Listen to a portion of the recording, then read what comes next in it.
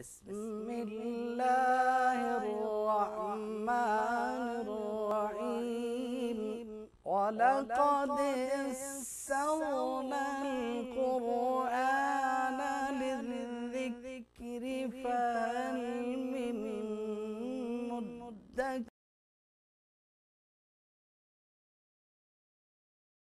أعوذ بالله من الشيطان الرجيم. بسم الله الرحمن الرحيم.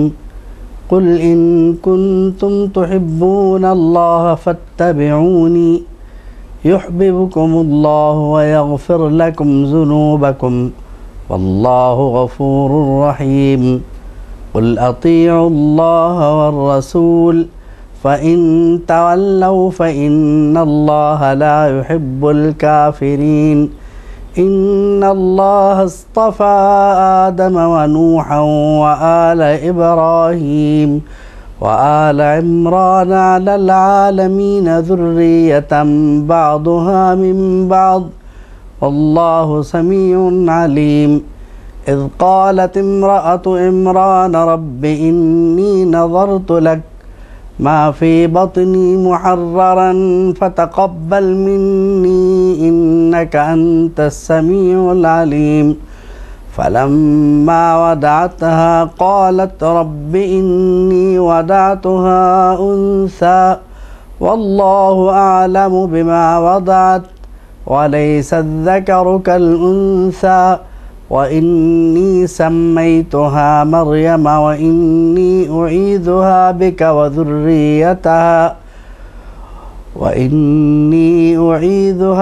وذريتها من الشيطان الرجيم. فتقبلها ربها بقبول حسن وأنبتها نباتا حسنا وكفلها زكريا. كلما دخل عليها زكريا المحراب وجد عندها رزقا قال يا مريم أنى لك هذا قالت هو من عند الله إن الله يرزق من يشاء بغير حساب. هنالك دعا زكريا ربه قال رب هب لي من لدنك ذرية طيبة إنك سميع الدعاء. فنادته الملائكة وهو قائم يصلي في المحراب أن الله يبشرك بيحيى مصدقا بكلمة من الله وسيدا وحصورا ونبيا من الصالحين. قال رب أنى يكون لي غلام وقد بلغني الكبر وامرأتي عاقر. قال كذلك الله يفعل ما يشاء. قال رب اجعل لي آية.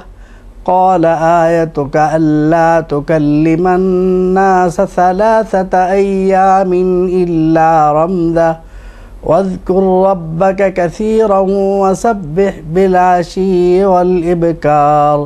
صدق اللہ العظیم. تلاوت کردہ آیات کریمہ میں جس بات کی طرف سب سے پہلے اشارہ کیا گیا ہے وہ یہ ہے کہ اللہ سے محبت کے دعوے دار کو رسول اللہ صلی اللہ تعالیٰ علیہ وسلم سے محبت کرنی چاہیے اور سب سے پہلے یہی رستہ اختیار کرنا چاہیے. اور یہ محبت اتباع کے بغیر ممکن نہیں ہے. اپنا ہر فعل، ہر قول، ہر عمل حضور کے تابع کر دے، بات یہاں سے شروع ہوتی ہے. یعنی جب وہ اپنے آپ کو ان کے تابع کر دے گا تو پھر اس کے بعد یہ صورت بنے گی اللہ اس سے محبت کر لے گا اور اللہ اس کے چھوٹے بڑے سب گناہ معاف فرما دے گا. تو یہ حضور کی اتباع کرنے والے کے لیے یہ بشارت ہے کہ اللہ اس کے سارے اگلے پچھلے چھوٹے گناہ معاف فرما دے گا اور اللہ بخشنے والا ہے.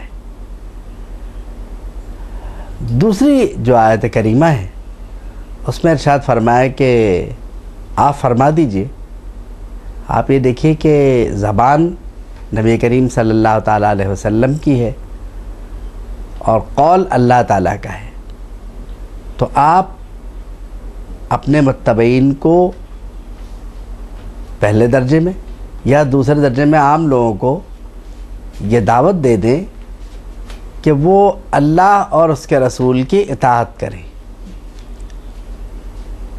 اگر اللہ اور اس کے رسول کی اطاعت نہیں کرتے تو اللہ کو کافر ناپسند ہے۔ تو معلوم یہ ہوا کہ حضور کا مطیع نہ ہونا کسی بھی شخص کے لیے یہ کفر کی علامت ہو سکتی ہے، اور مطیع نہ ہونا یہ کوئی چھوٹی بات نہیں ہے۔ انبیاء کرام تشریف لائے اور انہوں نے کہا فاتقوا اللہ واطیعون، اللہ سے ڈرو اور میری اطاعت کرو۔ تو اقوال میں، افعال میں، اعمال میں حضور کی اطاعت کرنی ہے، اور اطاعت لازم بات ہے کہ اتباع سے پہلے ہوگی۔ اطاعت اور اتباع کے درمیان جو فرق ہو سکتا ہے اس کا تفصیلاً بیان کرنا ضروری نہیں ہے، کیونکہ اتباع کے معنی ہوتے ہیں پیچھے چل پڑنا، اطاعت کے معنی ہوتے ہیں کہ ہر حکم جو ملے گا اسے بجا لائیں گے، اور ہر وہ کام جس سے منع کیا جائے گا اس سے رک جائیں گے۔ اطاعت کا معاملہ یہ ہے کہ ایک حدیث شریف ہے، من عصانی فقد عصی اللہ، جس نے میری نافرمانی کی اس نے اللہ کی نافرمانی کی۔ قرآن مجید کی طرف اگر جائیں تو ارشاد رب العزت ہے، من یطع الرسول فقد اطاع اللہ، جس نے رسول کی اطاعت کی اس نے اللہ کی اطاعت کی، کیونکہ اللہ کو ہماری آنکھیں دیکھ نہیں سکتی۔ حضور علیہ الصلاۃ والسلام کے اعمال، اقوال، افعال، آپ کے سنن، یہ سب ہم دیکھ سکتے ہیں، اور دیکھ کر، اور اب یعنی ہمارے زمانے میں وہ تمام سنتیں الحمدللہ کتابوں میں محفوظ ہیں، وہاں سے پڑھ کے ہم عمل کر سکتے ہیں۔ اس میں بہت سارے سوالات بھی پیدا ہوئے، شان نزول کے مختلف وجوہات بھی آئیں، یعنی منافقین کا ایک رویہ تھا کہ یہ ہمیں جو ہے یہ اپنی طرف راغب کرنا چاہتے ہیں، اس لیے اس قسم کی باتیں کرتے ہیں۔ تو آیت نازل ہوئی، قل اطیعوا اللہ والرسول فإن تولوا فإن اللہ لا يحب الکافرین، کہ آپ فرما دیجئے اللہ اور اس کے رسول کی اطاعت کرو، اور اگر تم نے اس سے روگردانی کی تو اللہ کو کافر سخت ناپسند ہے۔ اس کے بعد جو آیت کریمہ ہے وہاں سے ایک بہت اہم مضمون شروع ہوتا ہے، ان اللہ اصطفیٰ آدم و نوحا، اللہ نے حضرت آدم اور حضرت نوح و آل ابراہیم اور آل ابراہیم کو، و آل عمران اور آل عمران کو عالم میں چن لیا ہے۔ یعنی ان چاروں کی جو آل ہے یہ عالم میں منتخب ہے، پسندیدہ ہے۔ ذریۃ بعضھا من بعض، ان کے ایک دوسرے سے نسلی تعلقات ہیں، ان کی نسلیں ایک دوسرے سے چل رہی ہیں۔ واللہ سمیع علیم، اللہ سننے والا ہے۔ ان اللہ اصطفیٰ میں اصطفیٰ جو ہے اس کا مصدر ہے صفوۃ، جس کے معنی ہوتے ہیں انتخاب کر کے بزرگی عطا فرما دینا۔ یعنی یہ صرف انتخاب نہیں ہے بلکہ ان کو بزرگ تر بنایا ہے تمام عالمین میں۔ اب حضرت آدم تو ظاہر بات ہے کہ ابو البشر ہیں، پوری انسانیت کے باپ ہیں، تو حضرت نوح ان کا انتخاب ہوا، و آل ابراہیم، آل ابراہیم کا، کیونکہ اس میں جناب رسالت مآب صلی اللہ تعالیٰ علیہ وسلم تشریف لائے، و آل عمران، عمران نامی حضرات دو ہیں، ایک عمران حضرت موسیٰ اور حضرت ہارون علیہ السلام کے والد ہیں، اور ایک عمران حضرت عیسیٰ علیہ السلام کے نانا ہے، اور ان دونوں کے درمیان تقریباً 1000 برس کا فاصلہ ہے، یا کچھ زائد کہہ لیجئے آپ۔ تو اس میں یہ وضاحت اس لیے ضروری ہے کہ اس سے کوئی حضرت موسیٰ اور حضرت ہارون علیہ السلام کے والد نہ سمجھ لے، اس لیے یہ وضاحت یہاں ضروری سمجھی گئی۔ فرمایا علی العالمین، عالمین میں، یعنی عالمین کا مطلب یہ ہے کہ یہ جتنے حضرات جن کا ذکر کیا گیا، ان کے جو آل ہے یہ معزز ہے، اور ان میں نسلی تعلقات ہیں، یعنی ان کے نسلیں ایک دوسرے سے چلتی ہیں۔ اس کے بعد جو واقعہ شروع ہوتا ہے قرآن مجید میں، وہ بڑا اہم ہے۔ اذ قالت امرأۃ عمران رب انی نذرت لک، عمران کی بیوی نے یہ عرض کیا، جب عمران کی بیوی نے یہ عرض کیا رب انی نذرت لک، اے اللہ میں نے تیرے لیے منت مانی کہ جو میرے شکم میں ہے بچہ، وہ خالصتاً تیری خدمت کے لیے وقف کر دوں گی، اور تو اسے قبول فرما۔ اب اس زمانے میں جو سب سے بڑی خدمت تھی وہ بیت المقدس کی خدمت تھی، تو جو عمران تھے ان کا تو بچے کی ولادت سے پہلے انتقال ہو گیا، وہ وفات پا گئے، لیکن ان کا ایک نقطہ نظر تھا، انہوں نے کہا کہ یہ تم نے کیا کر لیا، اگر بچہ ہوا تو ٹھیک ہے، بچی ہوئی تو پھر کیا کرو گی، پھر کیسے وقف کرو گے تم وہاں کے لیے اس کو۔ بہرحال وہ وفات پا گئے۔ اب پھر یہ ہوا کہ جب ولادت ہوئی تو وہ بچی تھی، جب بچے کی ولادت ہو گئی تو اصل میں بچہ نہیں تھا بلکہ بچی تھی وہ، تو انہوں نے عرض کیا کہ اے میرے رب، یہ تو بچی ہے جو میرے یہاں پیدا ہوئی ہے، لیکن اللہ کے علم میں یہ بات، ظاہر ہے کہ اللہ کے علم میں تو یہ بات ہے کہ یہ بچہ نہیں ہے، بچی ہے، لیکن اس کے آگے جو بات ارشاد فرما گئی وہ بڑا کمال کی ہے۔ وَلَيْسَ الذَّكَرُ كَالْأُنثَىٰ، کہ لڑکا اس لڑکی کی طرح کہاں ہوتا، یعنی لڑکا اگر ہوتا تو وہ اس لڑکی کی طرح نہیں ہوتا، مطلب اس طرح کی بزرگی اس میں نہیں ہوتی۔ پھر عرض کیا وَإِنِّي سَمَّيْتُهَا مریم، میں نے اس کا نام مریم رکھا، یعنی والدہ نے۔ مریم کے معنی عابدہ کے ہوتے ہیں۔ وَإِنِّي أُعِيذُهَا بِكَ وَذُرِّيَّتَهَا مِنَ الشَّيْطَانِ الرَّجِيمِ، میں نے اس کو اور اس کی اولاد کو شیطان روندے ہوئے سے تیری پناہ میں دیا۔ اور پھر جو قرآن مجید کا اسلوب ہے بڑا کمال کا ہو جاتا ہے۔ اللہ فرماتا ہے فَتَقَبَّلَهَا رَبُّهَا، تو اس کے پروردگار نے اس سے قبول فرما لیا، بِقَبُولٍ حَسَنٍ، بڑے خوبصورت طریقے سے قبول فرمایا۔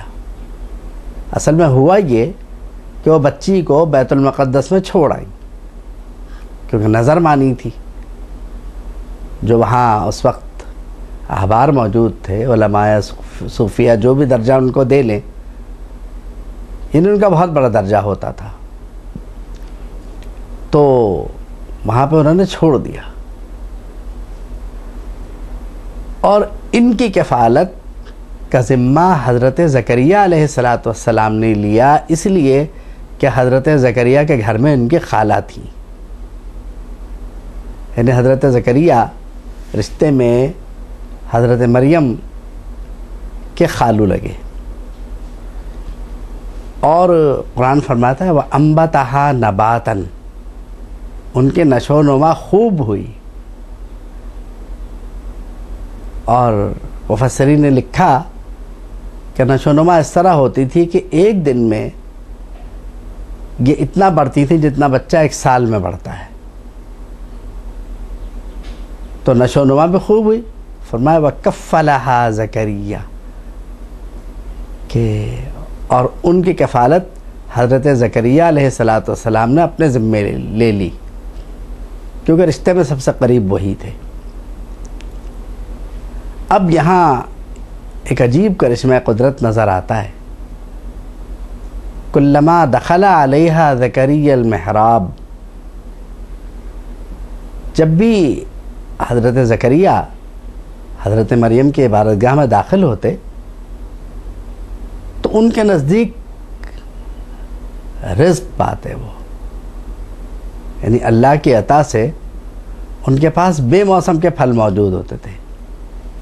سردیوں کے پھل گرمی میں اور گرمیوں کے پھل سردی میں وغیرہ وغیرہ. اصل میں یہ ایک بڑے کمال کی بات تھی. تو حضرت زکریا نے پوچھا، قال یا مریم انا لک ھذا، مریم کیا یہ تمہارے لیے ہے؟ لک ھذا، فرمایا قالت ہوا من عند اللہ، یہ اللہ کی طرف سے ہے. یعنی ان کا خیال تھا کہ تم تو مکفل ہو، تم تو ایک تالے میں ہو، اور تمہارے پاس یہ نئے نئے پھل، تو یہ کیسے؟ بات یہ ہے کہ غالباً انہوں نے حضرت مریم کے امتحان کو یہ جملہ پوچھا ہوگا، ورنہ نبی کو اس قسم کے شکوک ہوتے نہیں ہیں، کیونکہ جب وہاں کو داخل ہی نہیں ہو سکتا تو کون لا کے دے گا. اور ایک نبی کی زیر کفالت پلنے والی بچی، تو وہاں کس کا عمل دخل ہو سکے گا؟ حضرت زکریا علیہ السلام نے غالباً حضرت مریم کے امتحان کا یہ بات پوچھی، ورنہ انہیں نہ کوئی حیرت ہوگی نہ کوئی تعجب کہ یہ کہاں سے، یہ کیا ہے، کہ دیکھیں یہ کیا جواب دیتی ہیں. تو فرمایا ان اللہ یرزق من یشاء بغیر حساب، اللہ جسے چاہے بغیر حساب کے عطا فرمائے.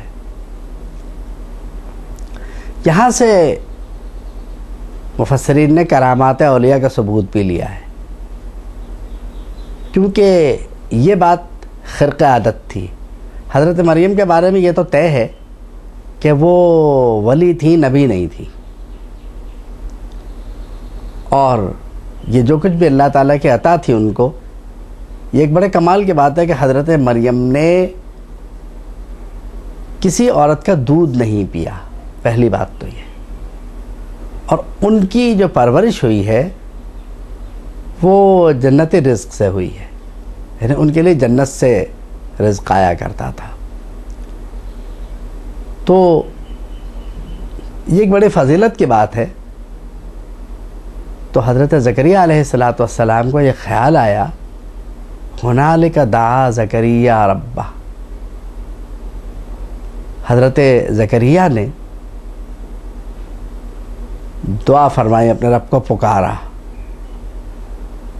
حضرت زکریا کی عمر بہت تھی،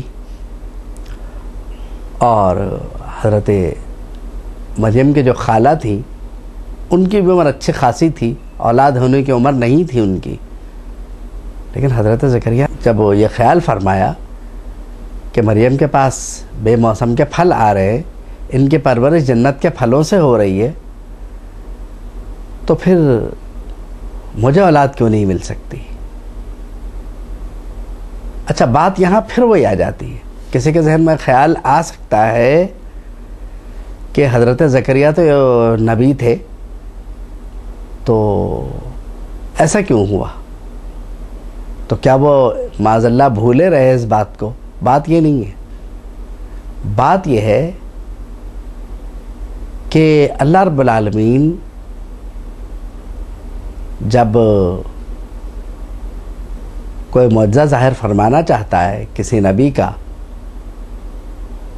تو ایسے حالات پیدا ہو جاتے ہیں کہ کوئی ایسا کام جو بہت پہلے ہو جانا چاہیے تھا وہ بہت عرصے میں جا کے ہو، اور بہت عرصے میں جا کے بات یاد آئے کہ ارے یہ کرنا چاہیے. تو یہ بات جو ہے یہ عصمت کے منافی نہیں ہے. یعنی دونوں باتیں، حضرت مریم سے یہ پوچھنا کہ یہ کھانا یہ کیسے آیا، یہ تمہارے لیے ہے. انہوں نے یہ نہیں پوچھا کہاں سے آیا، کہ تمہارے لیے ہے. دیکھیے بات شاید اس وقت ہوتی جب وہ یہ پوچھتے کہ کہاں سے آیا، تو انہوں نے یہ نہیں پوچھا کہاں سے آیا، انہوں نے کہا یہ تمہارے لیے، انا لک ھذا. دوسرا ہے کہ پھر اس پر کچھ لوگوں نے یہ کہا کہ اپنے صاحب اولاد ہونے کی دعا اس وقت ان کو یاد آئی. تو بات یہ نہیں تھی کہ انہیں اللہ کی قدرت میں معاذ اللہ یقین نہ ہو، بلکہ ہو سکتا ہے دعائیں تو انبیاء کرام ویسے ہی بہت مانگتے ہیں، لیکن اپنے لیے دعا مانگنا ممکن ہے کسی مصلحت سے ذہن میں نہ آیا ہو اور وہ اس دعا میں جو تھی تاخیر ہو گئی، لیکن جب ہوئی تو وہ دعا قبول ہو گئی. اب ظاہر ہے کہ کوئی یہ کہہ سکتا ہے تو رب نے انہیں اولاد کیوں نہیں دی، اولاد ہو جانی چاہیے تھی ان کو. تو یہ رب کی مرضی کہ وہ یہ چاہے کہ اس کے نبی جو کہ سب سے قریب ہوتا ہے وہ بھی اس کی بارگاہ میں عرض کرے، دعا مانگے. یعنی اس کا مطلب یہ ہوا، یہاں سے ایک مطلب یہ نکلا کہ اپنے کاموں کے لیے ہمیں خود دعا مانگنی چاہیے. ہمارا مسئلہ یہی ہے کہ ہم اپنے کاموں کے لیے خود دعا نہیں مانگتے. ہم یہ چاہتے ہیں کہ سب آئیں اور ہمارے دعا مانگیں اور چلے جائیں، اور ہم صرف مہمانداری میں رہ جائیں. تو بات ایسے نہیں ہے، دعا بھی عبادت ہے. تو حضرت زکریا نے اللہ کے بارگاہ میں عرض کیا اور دعا تقریباً فوری طور پر قبول ہو گئی. قال رب ہب لی من لدنک ذریۃ طیبہ، اے پروردگار مجھے اچھے اولاد عطا فرما. انک سمیع الدعاء، تو دعا کا سننے والا ہے. دیکھیے اگرچہ انہیں یقین ہے کہ وہ دعا کو سنتا ہے، لیکن یہ ہماری تعلیم کے لیے ہے کہ ہمیں اس بات کا بھی اعتراف کرنا چاہیے، یہ بھی حمد ہے ایک طرح کی کہ تو دعا کا سننے والا ہے. فنادتہ الملائکۃ وہو قائم یصلی فی المحراب. انہوں نے کیا کیا؟ انہوں نے یہ کیا، بیت المقدس کی مسجد میں کسی کی ہمت نہیں تھی کہ حضرت زکریا علیہ السلام کی اجازت کے بغیر وہ داخل ہو سکے. آپ نے تمام دروازے بند کر دیے. لوگ منتظر ہی رہے کہ دروازہ کھلے تو ہم جائیں. وہ تو اندر دعا اور مناجات میں مصروف تھے کہ اچانک، اب ظاہر وہاں کسی کے آنے کا رستہ تو ہے ہی نہیں، لیکن اس کے باوجود ایک سفید پوش نوجوان وہاں پہ ظاہر ہوا. وہ حضرت جبریل تھے. یہ ابھی کھڑے نماز ہی پڑھ رہے تھے. فنادتہ الملائکۃ، انہیں فرشتے نے آواز دی اس حال میں کہ وہ نماز پڑھ رہے ہیں. اس کا مطلب ہے کہ پہلی شریعتوں میں نماز تھی، اب ہم نہیں پڑھتے، یہ ہماری بدبختی ہے. اور پیغام پہنچایا. دیکھیے انہوں نے دعا کی تھی، دعا فوری طور پر قبول ہوئی. اللہ تعالیٰ کی طرف سے انہیں پیغام پہنچایا، بشارت دی کہ اللہ آپ کو یحییٰ کی بشارت دیتا ہے. اب وہ یحییٰ کون ہوں گے؟ یحییٰ حیات سے ہے، جس کے معنی زندگی کے ہوتے ہیں. اور مفسرین نے یہ بھی لکھا کہ انجیل میں انہی کو یوحنا بھی کہا گیا ہے. تو مصدقا بکلمۃ من اللہ، یہ اللہ کے کلمے کی تصدیق کریں گے. اب وہ اللہ کا کلمہ کون ہے؟ حضرت عیسیٰ علیہ السلام، یعنی یہ حضرت عیسیٰ کے پیرو ہوں گے. وسیداً، وہ سردار ہوں گے اپنے قوم کے. وحسوراً، ہر برائی سے بچیں گے. اور حسوراً کے معنی عورتوں سے دور رہنے والے کو بھی کہتے ہیں. کہ عورتوں سے دور رہیں گے. وَنَبِيًّا مِّنَ الصَّالِحِينَ، صالحین میں سے ہوں گے اور نبی ہوں گے. یعنی تمام صفات بھی ان کے بتا دیں کہ یحییٰ جو ہوں گے یہ حضرت عیسیٰ کے پیرو ہوں گے. مفسرین نے کہا کہ ایک دن اچانک خالہ بھانجی کی ملاقات ہوئی اور دونوں نے ایک دوسرے سے گفتگو کی. دوران گفتگو جب بچوں کا ذکر ہوا کہ دونوں کے یہاں کچھ نہ کچھ ہونے کی امید ہے، تو حضرت یحییٰ کی والدہ نے فرمایا کہ مجھے ایسا لگتا ہے جیسے میرا بچہ تمہارے بچے کی طرف جھکتا ہے، کیونکہ فرمایا گیا تھا مصدقا بکلمۃ من اللہ، وہ اللہ کے کلمے کی تصدیق کریں گے. اور اللہ کا کلمہ حضرت عیسیٰ علیہ السلام ہے. قرآن مجید میں وَكَلِمَةُ أَلْقَاهَا کا لفظ موجود ہے کہ اللہ نے اپنا کلمہ القا فرمایا. اب حضرت یحییٰ علیہ السلام نے جب یہ مجدہ سن لیا کہ معاملہ اس طرح سے ہے، تو ظاہری بات ہے کہ دعا قبول ہونے کی خوشی تو ہوتی ہے، لیکن عرض کیا کہ قال رب انا یکون لی غلاما، عرض کیا کہ میرے پروردگار میرے یہاں بھی بیٹا ہوگا کیا؟ اب یہ بات قرآن مجید کا اپنا ایک اسلوب ہوتا ہے. قال رب انا یکون لی غلام وقد بلغنی الکبر وامرأتی عاقر، کہ میرے یہاں بھی بیٹا ہوگا، میں بوڑھا، میری بیوی بانجھ، اس حال میں بھی ہوگا. شاید پوچھنے کا مطلب یہ ہو کہ ہم دونوں جوانی کی طرف لوٹا دیے جائیں گے، اسی حال میں ہوگا. فرمایا قال كذلك اللہ یفعل ما یشاء، اللہ اسی طرح کرتا ہے جیسے وہ چاہے، یعنی اسی حال میں ہوگا. تو اب عرض کیا قال رب اجعل لی آیہ، اے اللہ میرے لیے کوئی نشانی مقرر فرما دے تاکہ مجھے اندازہ ہو جائے کہ یہ سب کچھ جو ہے وہ اسی انداز میں ہو رہا ہے جیسا کہ اسے ہونا چاہیے. اب آپ یقین کریں کہ اس میں نہ کوئی حیرت ہے، نہ اس میں کوئی تعجب ہے، اور نہ ہی یہ سب باتیں منافی عصمت ہیں، کیونکہ انبیاء کرام تو معصوم ہوتے ہیں. سب سے پہلی بات یہ ہے کہ اگر پروردگار سے نبی سوال کر لے اور سوال کا جواب آ جائے تو وہ خود اس بات کی علامت ہے کہ اللہ رب العالمین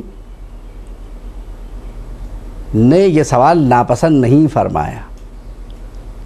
اگر ناپسند فرماتا تو بات دوسری ہوتی، لیکن ہر سوال کا جواب آ رہا ہے. اس لیے یہ بات کہ انبیاء کرام اگر سوال فرمائیں اور ان کا جواب آتا رہے تو وہ منافی عصمت نہیں ہوتی بات، یعنی ایسا نہیں ہوتا کہ وہ اس میں ہم یہ کہہ سکیں کہ یہ معصوم نہیں ہے.